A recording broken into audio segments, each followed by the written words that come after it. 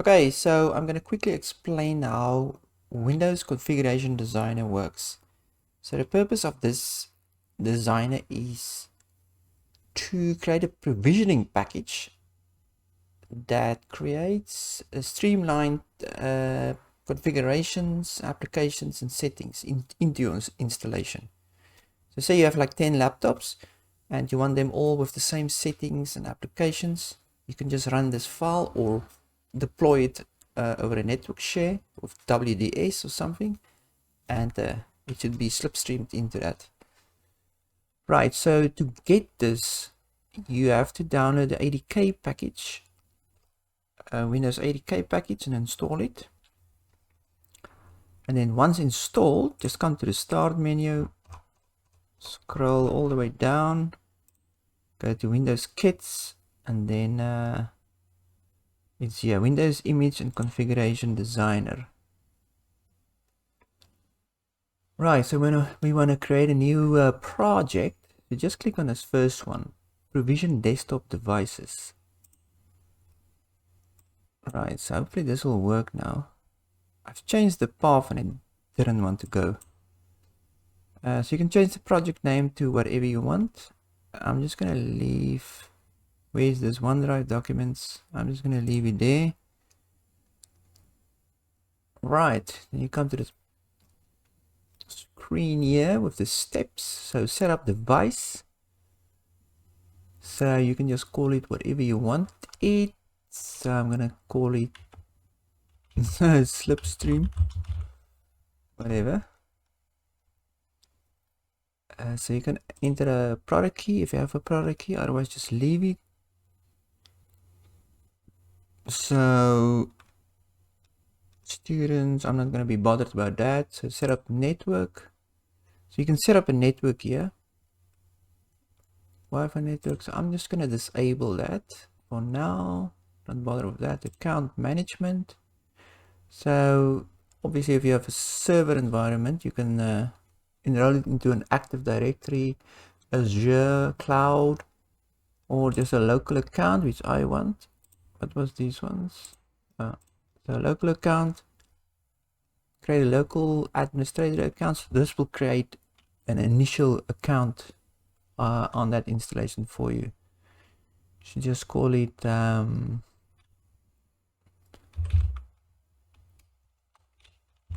ABK. I think you have to put in a password. I'll just put in a password now. Then add applications, which this part is pretty nice. So you can just add applications. So it will, once it reaches the desktop stage, it will install all this. Before that, it will install all the applications that you've chosen. So obviously you can just put a name there and browse to the application. So there's a Firefox. So obviously download the MSI versions. So just go to the software website and then say Firefox download MSI file, or search for the MSI file of this, because it will have a pre-answered file in there that you don't have to click on stuff. So yeah, we can double click that. I don't know why this is so slow, Microsoft.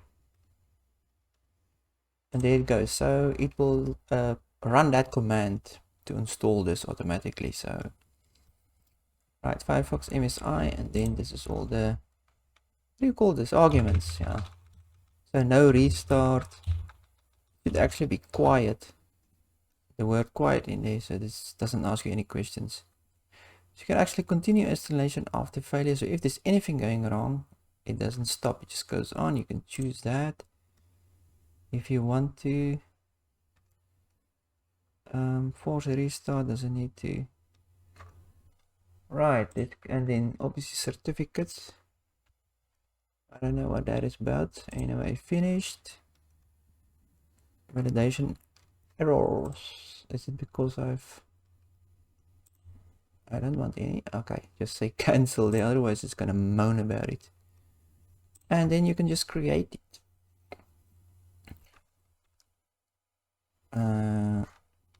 Okay, so it's done. But let's just close that, and I'm gonna open one that I've created here. So in this 11, so once you've created it, it will show up here. Where is that one now? Slipstream or project one. That was the one I've created just now, but it's not really much in there. So I'm gonna go through one. I've set up some stuff. So on the left side, you have all the stuff that you can change. So you can just go through it and pretty much just put in all these configurations so that it can be installed and changed as you go.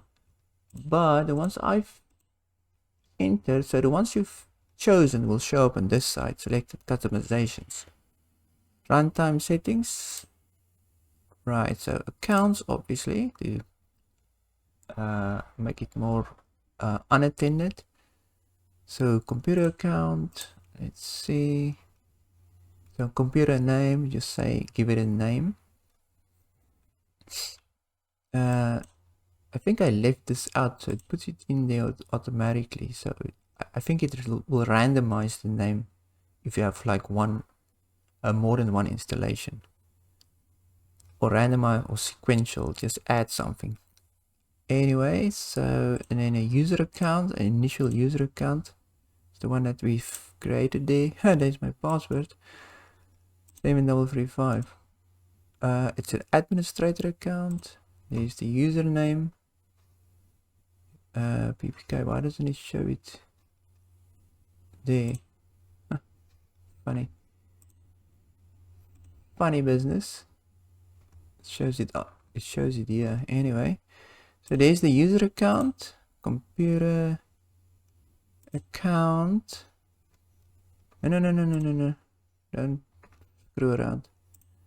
Right, and then addition upgrade. What is this again? Oh yeah, this is the key. So if you have a product key or just an installation key, so it won't, I don't think it will stop at that step to ask you for it.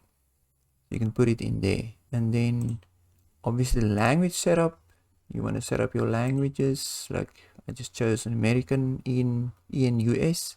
You can choose your own. Right, and then out of box experience, OBE. Let's see what's in there. Hide OOB. Okay, so you want to hide OOB, obviously. So you don't want to click on anything there that you don't want to. So make hide OOB, make it true. Right, and then why do I have things in policy? I can't remember this. Allow all trusted apps. Okay, well, just say that one. I don't know why that one is there. And then provisioning commands. Now this is to actually install apps and install your programs. So allow trusted. Oh, it's got something to do with this, obviously, a policy to trust the apps that you've installed. So if you go all the way down, you will see my Firefox that I've included. Command file. No, why is it not showing anything? Is this thing freezing? What is it doing? Oh, there it is. It's incredibly slow. Oh, here it is. Okay, so there's the command. You go to, yes, screw that. So in the Firefox, you will see the command file. So you can just choose it on your computer. So download that file, that MSI file, choose it there. And then the command line, this is executable. This will run and slipstream it into your install. So I put here, I put this in here, and I put quiet, so it didn't ask me anything. Anyway, this can be found on the programs on the app site. So if you go to Firefox site, you can find it there. Right, and that's pretty much it, I think. Yeah, it's It's quite easy. So there's a lot of stuff to do in here, but I'm definitely not interested in all this stuff. But you can modify quite a bit. But installing the programs is pretty cool, and then disabling the out-of-box experience a little bit, and so on. Yeah, this is basically what this program does. So let's move on to the next step and show how it actually looks like.